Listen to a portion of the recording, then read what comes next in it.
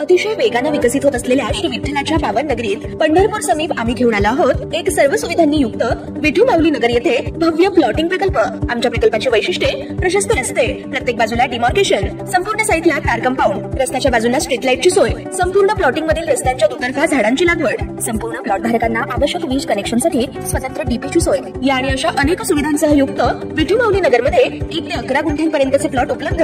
साईटचा पत्ता विठू माऊली नगर, MIT स्कूलच्या पाठीमागे पालखी तळाजवळ, सातारा रोड, वाखरी तालुका पंढरपूर। घडामोडी पाहण्यासाठी आमच्या YouTube चॅनलवरील PVR म्हणजेच पंढरी वार्ता या न्यूजला सबस्क्राइब करा आणि शेजारील बेल आयकॉनवर क्लिक करा।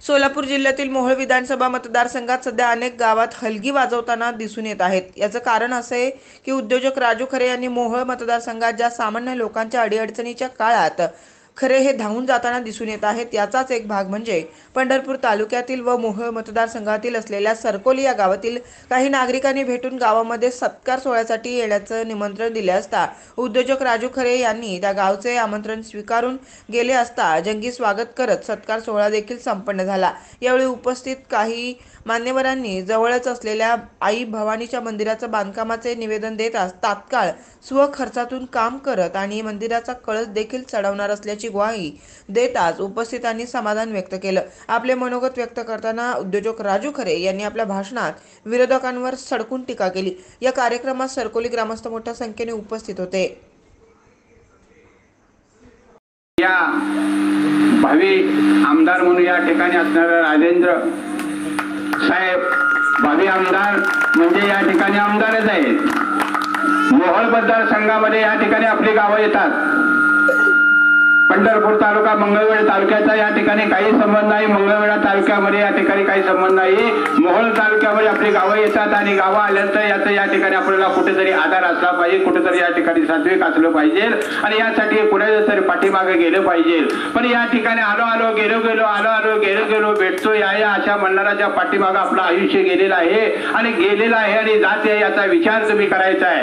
आज आपल्याला या ठिकाणी असणाऱ्या खरे साहेब राजेंद्र खरे आणि देवेंद्र या ठिकाणी नरेंद्र आणि देवेंद्र आणि राजेंद्र आणि त्यांची एकजूट करणारा एकनाथ आणि त्यांच्या तुमच्या मतदाराची साथ अशा प्रकारचं यमक जुळलेल्या लक्षात कितीने या ठिकाणी त्यांना या ठिकाणी असणारं पद मिळणार आहे। आपण साथ दिली पाहिजे आणि त्यांच्या मार्फत आपलं या ठिकाणी गोरगरिबाचं या ठिकाणी कल्याण करून घेतलं पाहिजे।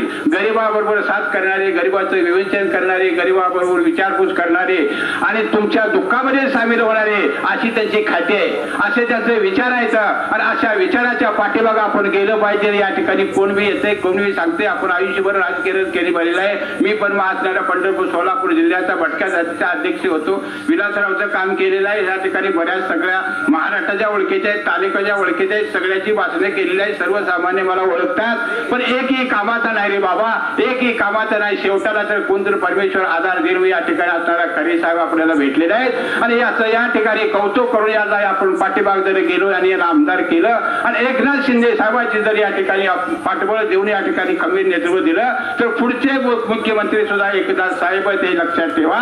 तर या ठिकाणी अशा प्रकारची साथ करण्यासाठी, अशा प्रकारचं खंबीर नेतृत्व करण्यासाठी आणि त्याला साथ देण्यासाठी म्हणून अशा प्रकारचं यमक या ठिकाणी परमेश्वराने जळवलंय। देवेंद्र या ठिकाणी नरेंद्र, देवेंद्र याची राजेंद्र आणि याची एक करण्यासाठी एकनाथ आणि तुमची साथ हे 5 लोकांचं यमक जुळलेलं आहे। ते यमक या ठिकाणी सत्य होणार आहे। सर्वप्रथम मी माझ्या अत्यंत जीवाभावाचे वडील बंधू कैलासवासी भारतनाना भालके यांचे माझे अत्यंत कौटुंबिक संबंध होते, त्यामुळे त्यांना प्रथम मी आदरांजली वाहतो। कारण या गावाची नाळ नानामुळे माझी खूप चांगली घट्ट होती। अख्ख्या पंढरपूर तालुक्याला, सोलापूर जिल्ह्यालाही माहीत आहे।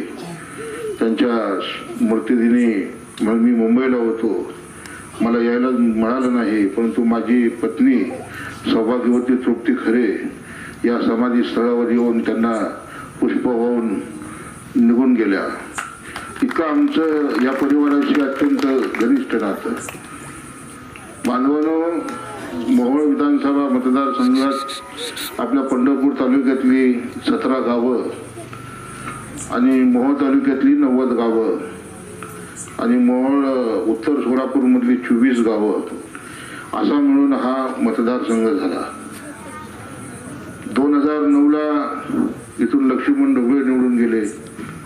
2014ला मुंबईवरून आलेले रमेश कदम निवडून दिले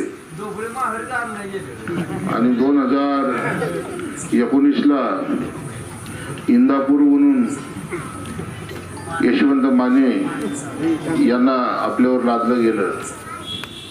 मग माझ्यासारखा कार्यकर्ता जो चळवळीत 1991 पासून करमळकर भाऊराव पाटील महाविद्यालय पंढरपूर इथून शालेय कॉलेजचं शिक्षण घेत असताना विद्यार्थ्याच्या चळवळीपासून भारतीय विद्यार्थी सेनेच्या नेतृत्वाखाली मी काम करत राहिलो आणि गेली 33-34 वर्ष झालं या चळवळीत काम करत असताना एक गोष्ट मनाला नेहमी वेदनादायक होती की या तालुका आपण तर मोहोळला 9 साली जोडलो गेलो. 9 पर्यंतचा मोहोळ मतदारसंघाशी आपला काही संबंध नव्हता. आपण आपला पंढरपूर तालुका सेपरेट होता. परंतु 2009ला मतदारसंघाचं पुनर्गठन झालं आणि मग पंढरपूरची 40 गावं माढा तालुक्याला जोडली गेली.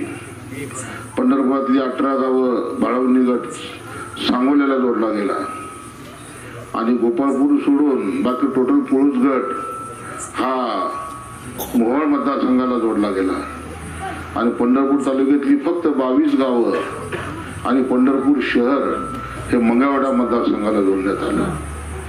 परंतु पंढरपूर आणि नानाचा करिश्मा होता की नानाने 3 वेळा हा मतदारसंघ एक शहर आणि 22 गावाच्या जीवावरती 3 वेळा निवडून आली. बांधवांनो, एक खंत मनामध्ये की आपल्या पंढरपूरचे 4 तुकडे झाले. एक तुकडा सांगोल्याला जोडला, एक तुकडा आपला माड्याला जोडला, 17 गावं आपली मोहोळला जोडली. आता या आपली नाळ आपण तालुक्यात राहतो पंढरपूरला आणि मतदान आपलं मोहोळ विधानसभा मतदारसंघाचं म्हणजे मोहोळचा आमदार ठरवण्याची अधिकार आपल्या 17 गावाला असताना आज तुम्ही बघितलं मागल त्याला पाणी मागल त्याला रस्ता. आरोग्यविषयी कुठलाही पेशंट असेल तर त्याला तत्परतेनं जाऊन मदत करणं आणि शैक्षणिक क्षेत्रामध्ये कोणती संस्था असेल तर त्या संस्थेला बांधकामासाठी आर्थिक सहकार्य करणं अशा पद्धतीचं काम या मोहोळ मतदारसंघामध्ये मी 2018 सालापासून चालू केलं आणि आज या तालुक्यामध्ये मोहोळ शहरात मोहोळ तालुका पंढरपूरची 17 गावं आणि उत्तर सोलापूरच्या 24 गावामध्ये आज प्रत्येकाच्या तोंडामध्ये राजू खरे नावाचं एक नाव प्रत्येक घेतात की या माणसाकडे गेलं तर काम होतं. मागल त्याला रस्ता मागल त्याला पाणी. आणि मग काय लागतं आयुष्यामध्ये माणसाला? शेतकऱ्याला रस्ता आणि पाणी दिलं तर शेतकऱ्यासारखा या जगात समृद्ध आणि सुखी कुणीही नाही. परंतु 2009 पासून या मतदारसंघावरती आपली 17 गावं असताना आपल्याला जमेत न घेणं. आपल्या इकडे 17 गावात कुठलाही विकास नाही. 17 गावात नाही अशी परिस्थिती नाहीये. आपला जो दक्षिण भाग आहे ही 17 गावं आणि इथून बेगमपूर पासून ते तुमच्या इनकी आरबळीपर्यंत आणि सावळेश्वर पासून ते या पाटकुल पेनूर पर्यंत ही जी जवळजवळ 60, 70, 80 गाव आहेत. या गावाची अवस्था इतकी विचित्र आहे की या मतदारसंघात फिरत असताना